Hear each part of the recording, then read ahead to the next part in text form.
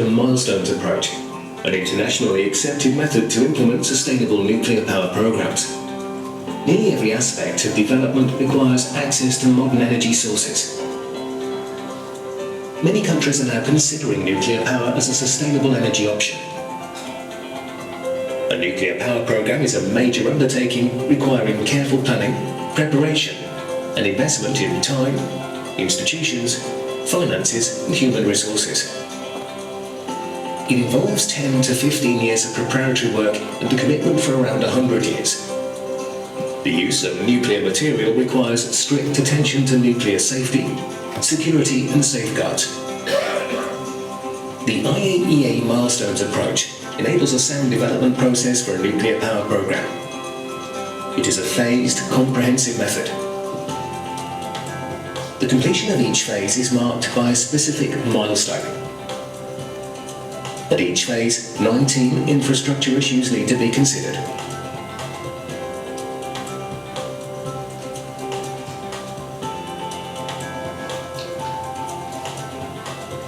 Each issue is important and requires careful consideration and specific actions.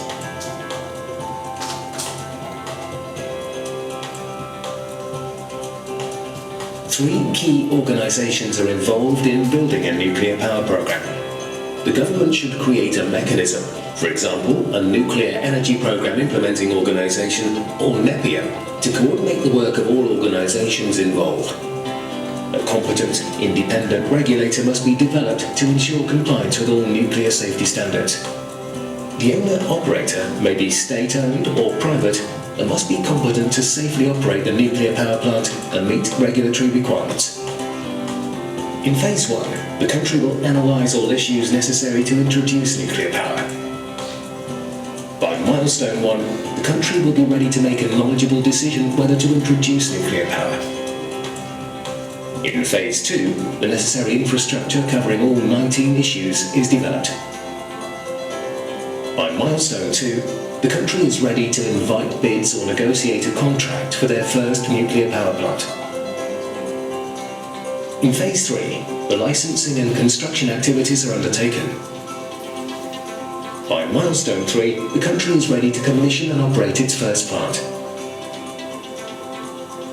One of the most requested review services by newcomers is the INEA mission.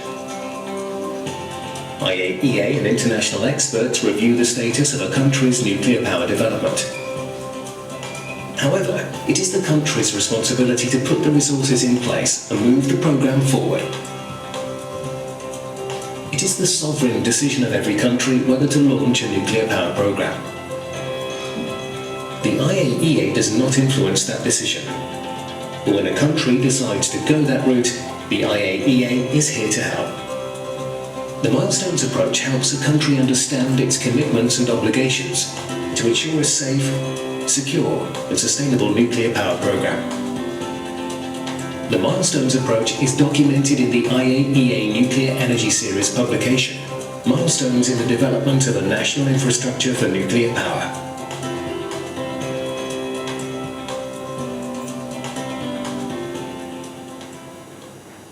Okay, that is the milestone approach, together with the definition of the INEA mission, clear explanation of the INEA mission. And when we reach a milestone and when we don't reach a milestone, all of them are explained there. So I know that all of us have listened carefully, and now I just want to test if you have actually listened or understood it. So my first question, the nuclear power program is successful on attaining the 3 milestones, true or false? The nuclear power program is successful on attaining the 3 milestones. True or false? Who can tell us?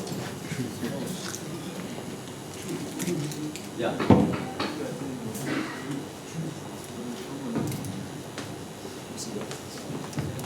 Yeah, it's true. Because going through the 3 milestones that you showed to us, though Ghana hasn't reached the 3rd one yet, we are yet to get into the negotiation stage. If Ghana should go into that one, completing all the 3 stages, we will have a successful nuclear power. Yeah. Just another view. I have a different opinion. Okay. I think it's false. This is because getting to the third phase is a milestone that we have achieved. But going forward, waste disposal is something that will come after the third phase has been achieved, and we need to maintain that. Continuous procurement in a transparent system need to be done. So I think that the third phase is an important phase to be acquired, but there is more to be done after that, so it's completely false. Okay, we have 2 views now, so let's see the answer. Yes, the answer is false. Because NPP requires a 100-year commitment. It's a 100-year commitment. And you know, after the regulatory phase, that is a milestone phase, we have now constructed the nuclear power plants. We must now operate it. And the operation alone takes about 40 to 60 years. So the fact that we have actually attained the third milestone doesn't mean that the program is successful. The program is actually successful after the regulatory stage, the operation, and the decommissioning, as the gentleman has said. Second question. It is the IEA's responsibility to decide for member states to embark on nuclear power program, and hence must provide the resources and commitments required for the success of the program. True or false?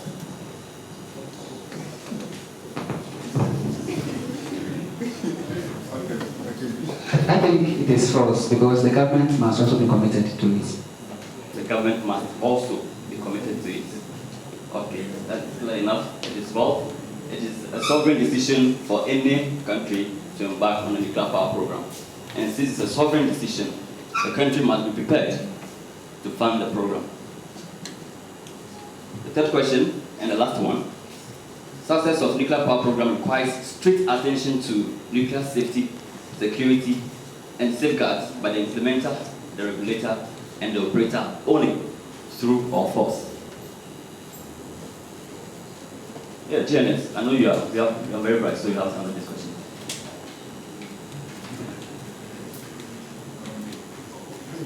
GNS? No one? Right. It's false. I think in your video, I saw stakeholders. And I think the stakeholders might include myself, the media, who continuously scrutinize the activities going on. So I think it's all of us. Can you give me an applause?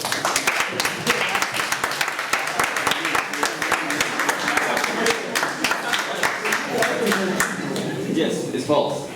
Because safety, security issues are not only issues of the implementer, the regulator, or the operator. Before you can actually ascribe to safety, there should be safety culture within the society. And this safety culture goes beyond only the operator and the key players. It must come to the society, and we are stakeholders. So we must embrace some kind of safety culture. It's not only left to the 3 key players.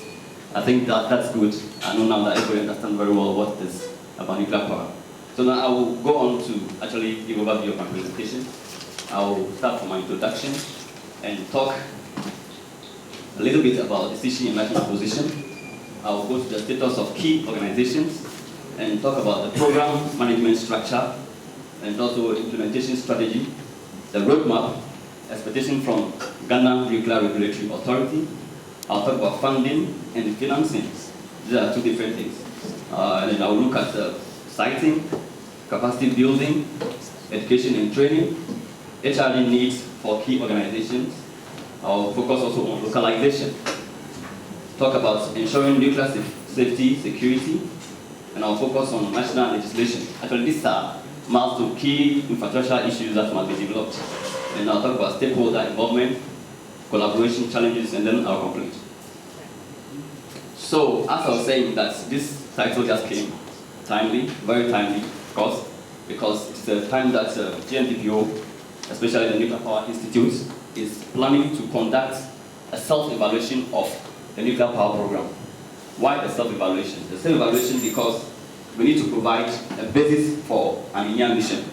INIA mission, as was explained in the video, is just a mission that is actually requested by member states. Like Ghana will request this INIA mission, and this request goes to IEA. IEA will send experts to come and conduct this INIA mission. And the mission will tell you the status or whether you are doing well in your nuclear power program or not doing well in the nuclear power program. So you can actually answer this question directly now, that after the passage of the bill, how far are we or how close are we? The pictures will be clearer when we conduct the India mission. However, we can still talk about some of the things that we are doing in the interior. So decision and national position. As we all are aware, we have decided as a nation to embark on a nuclear power program. The IAEA didn't force us to do that. We have decided it's our own, and the cabinet has actually communicated this decision to the IAEA through a letter of intention. Normally, this intention should be in the form of a national position. And national position actually captures all issues that help us to come to the point to decide on a nuclear power program. But this is a very voluminous document that must be produced. And because we don't want to waste so much, we have now actually went forward to write a letter of intention, which is also acceptable by IAEA. And after we write this, we register our concern about embarking on the nuclear power program. We are able to benefit from support from the IAEA. So for now, we have decided, and we have actually made this known to the country locally, and we have actually made this known to the international community as well, that we are in for nuclear power program.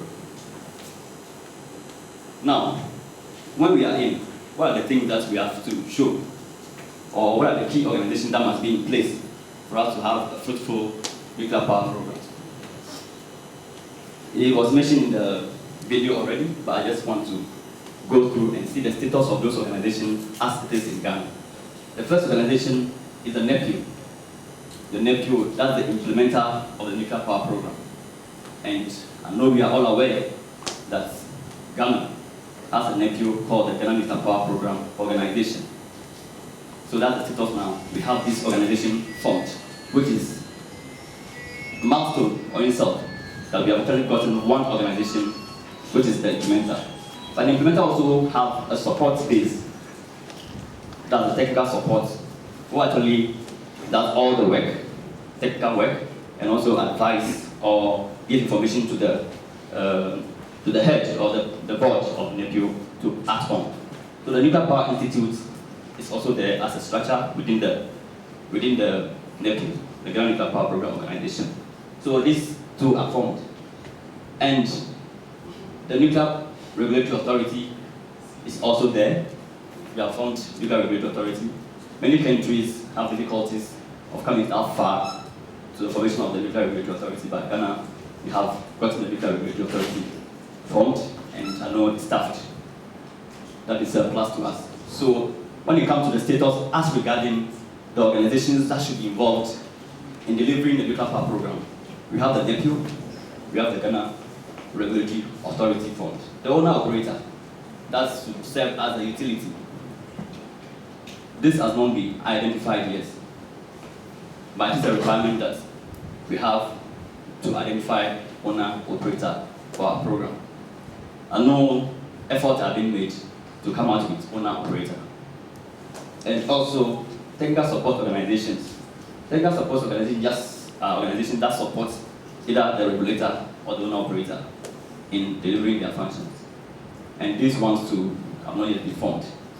I think effort must be made to also get some technical support organizations to actually help the program go on.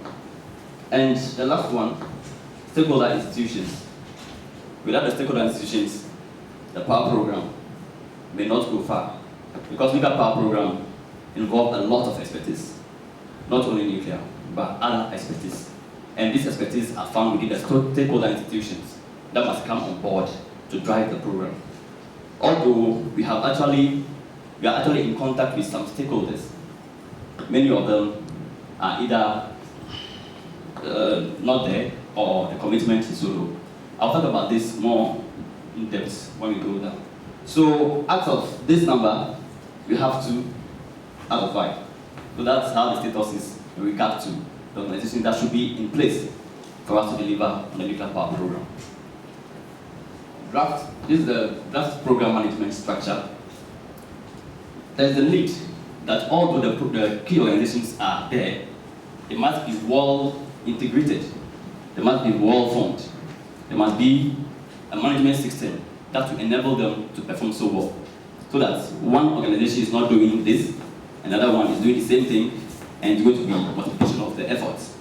So these organizations must be well integrated for them to deliver well on the program. So for now, this is just a draft. That's why I say draft. Draft is a program management structure. The GNPO board has representation from the GNRA and GAEC.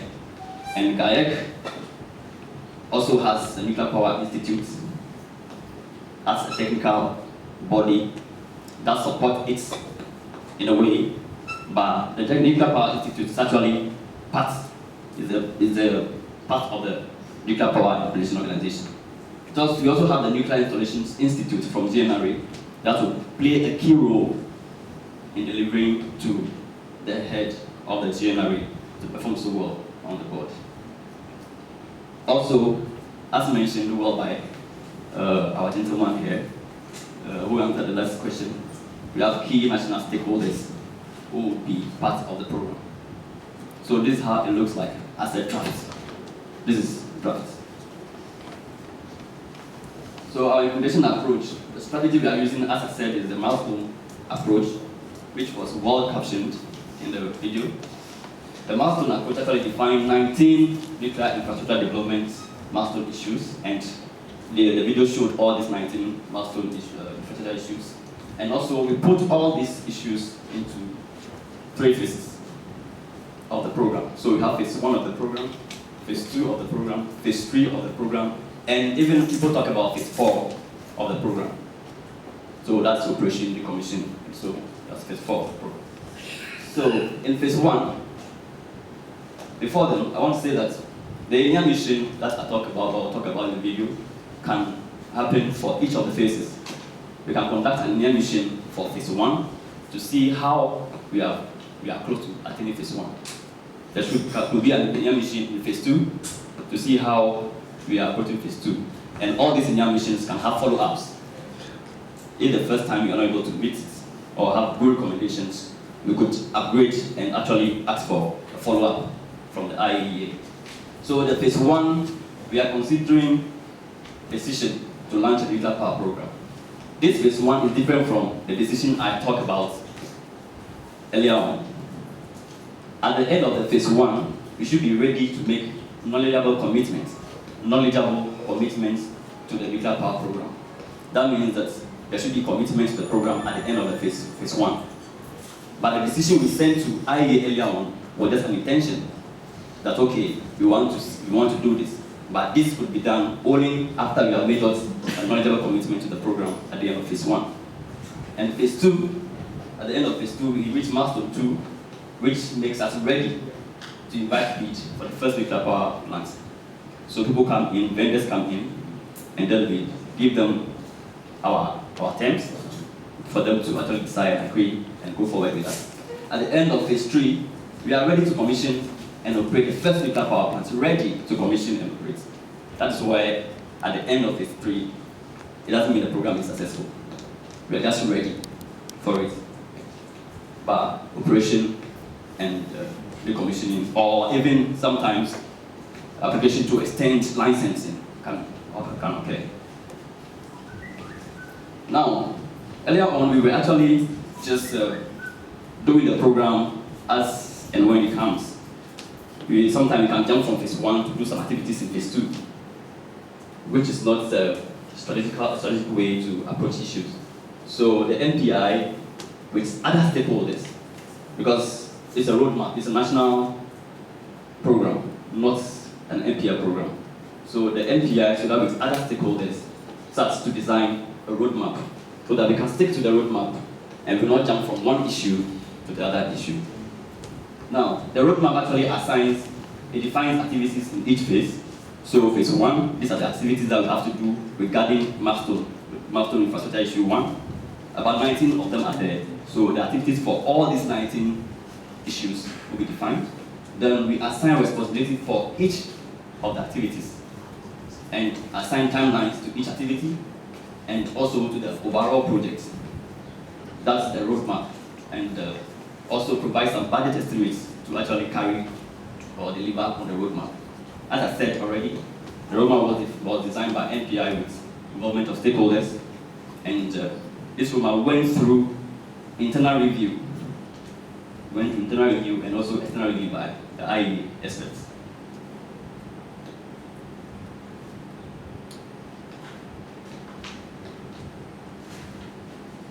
Okay, so this is our overall roadmap. Looking at this, we have a period from 2015 to 2028, where we have the construction of first LPP.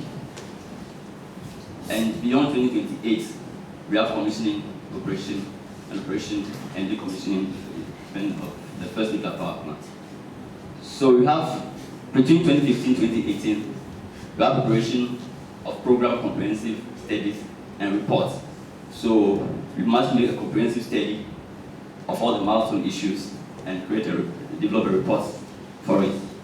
In 2018 to 2023, we have project feasibility and development phase. That's the phase of the program. And the third phase is the construction of the first. Now, within phase one, there are so many activities, as I said already, that must be actually met. And some of the activities are here. I'll just look at that for the legal framework and the Nuclear Regulatory Authority.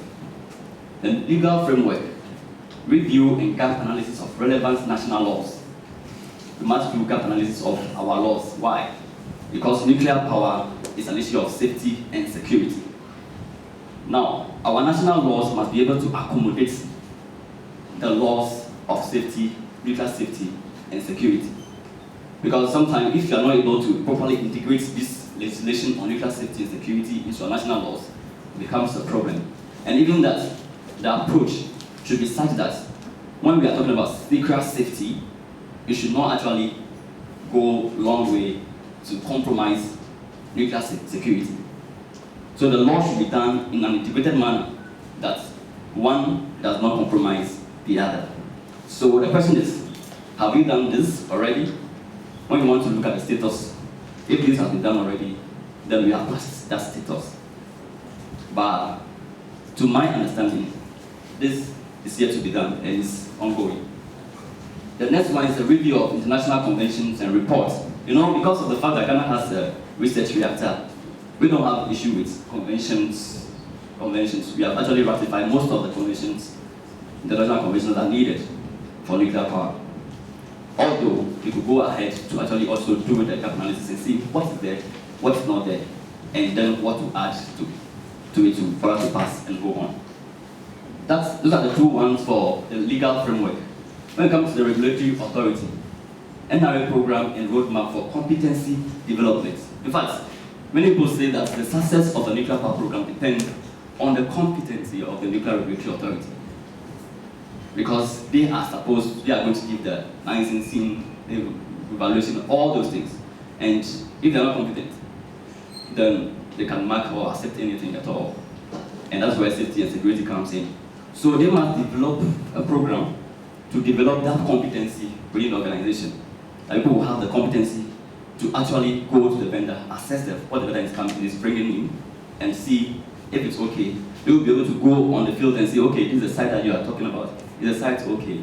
So the competency development program should be in progress, or should start just a plan for it, a document showing that, okay, GNRA will develop this competency, will send this number of people here to go and have how to do site inspection, how to do safety analysis, all those competencies. There should be a plan, a broad plan on how to carry out these activities. That's the regulatory authority. NRA law and planning activities for establishment.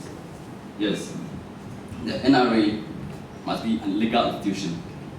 So there must be activities in phase one for the establishment of the NRA.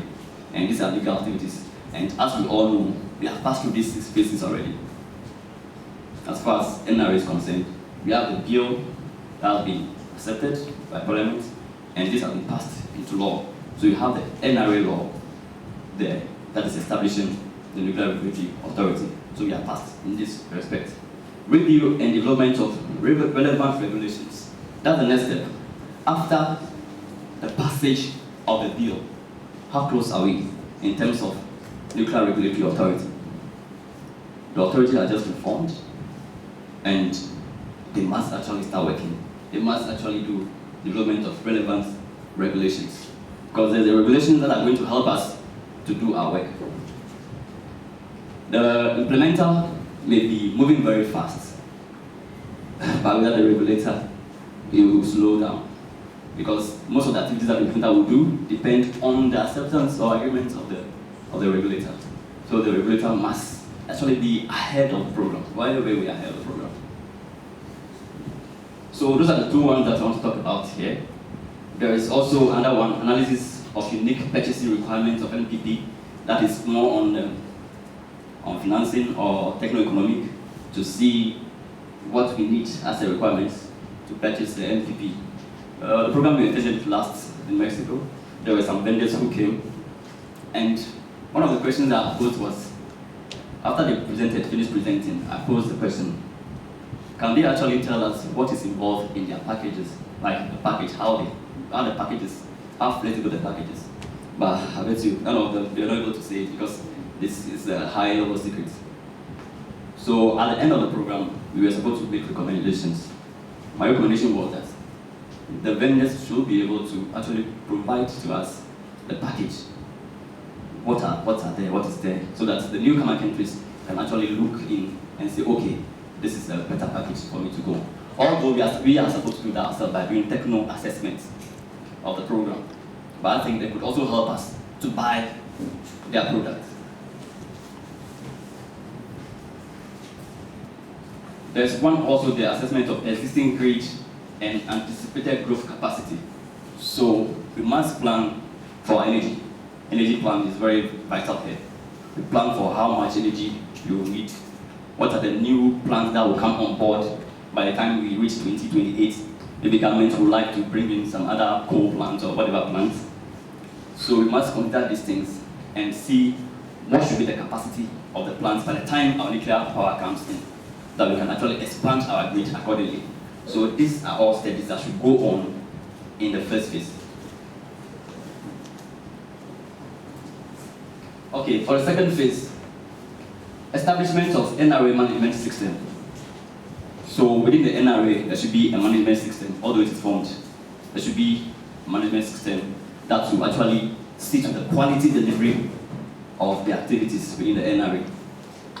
And they should continue developing relevant regulations, codes, standards for siting, design, construction, necessary for licensing and nuclear power plants. So as I said already, the NRA must actually hit the ground running. So the next thing I want to talk about here is a strong coordination body to develop contracting strategy and procurement plans. So we should have a strategy for contracting the nuclear power program, the nuclear power plants. So we must do an evaluation, analysis, and see which of the options are very good and suitable for government to actually adopt. In phase 3, we have some other programs or other activities to accomplish. Still, we have the grid analysis there. We also have implementation of any modifications in national emergency preparedness infrastructure. So there must be an emergency preparedness plan. Nuclear power program, it's security. So there must be a plan for emergency. That should be in place in phase 3. And at the end of phase 3, the vertical line there shows what we should actually accomplish. Okay. Now, I brought this slide so that we can actually appreciate what the NRA should actually be doing from now. So expectation from GNRA. The Act mandate the GNRA to develop regulations, regulatory framework or requirements, to develop guidance documents, to develop codes and standards. And this development must cover all these aspects: siting, plant design, plant construction, competence development, communication, commissioning, operation, and decommission. This is a whole thing, a whole lot of activities that must be done. These plans must be in place. So the formation of the nuclear regulatory authority is not an end to itself, but actually is the beginning of the work. So GNRA, just recently inaugurated, must effectively hit the ground running. The success of a nuclear power program has a heavy dependence on the expertise, that's the competency and activity of the regulatory authority. Funding and financing. Yes, we are all aware now by the video that's okay. We must fund the program ourselves. So it is government's responsibility to fund the program. And before we can actually deliver on the time that we have put on the roadmap, about 14 years period, before we can be able to deliver it effectively, it must be timely and adequate, not timely and inadequate. The money must come timely and must be adequate for delivering the program. And as is the responsibility of the state to fund the program and initiate funding of reconstruction activities. Reconstruction activities are construction phase 1, phase 2. All those activities should be. Some people will wait for the vendor to come and do all because of maybe the type of contract agreement they have entered into. But no matter the contract agreement, even if it's a 10-key program, government must actually produce or provide some funds to deliver the program. Now we talk about the financing. As I said, the funding is different from the financing in a way. The financing carries the aspect of the construction of the nuclear power plants or even some other parts of it. Here, government can decide to enter into different types of partnership or different types of models with vendors or other investors that are interested in the program. So it's a kind of partnership when it comes to financing the nuclear power program. But financing the nuclear power program is not that different from financing other governmental infrastructure projects. The Ameri project. The Ameri project. Was it by government of Ghana alone? What model was used? So you see, even the road infrastructure we have, most of them are done with some of these methods, BOO, BOT, or BOT. So we can't say that this is too much that government cannot approach because it's not that different from any other approach that government is using to actually finance development projects. So the success of financial model must be certified, yes, although we must enter any of these models, we must actually evaluate the risk and see that all the models have been well assessed and also we put in place mitigation measures for any risk because we must compare all the models and see, okay, the risk contained in this particular model is too small or is too large for government to take. And the amount is the amount of risk, and the risk can be shared among the partners or it cannot be shared among the partners. If you're able to successfully share the risk among the partners, then that means that we can actually contain the project and therefore we can decide on that particular model to finance our nuclear power program. This is in progress. This activity is in progress. We are comparing the different models to see